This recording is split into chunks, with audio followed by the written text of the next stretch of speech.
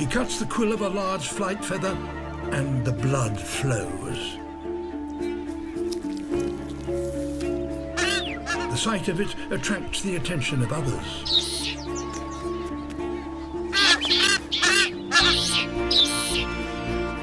Blood is very nutritious, worth fighting for.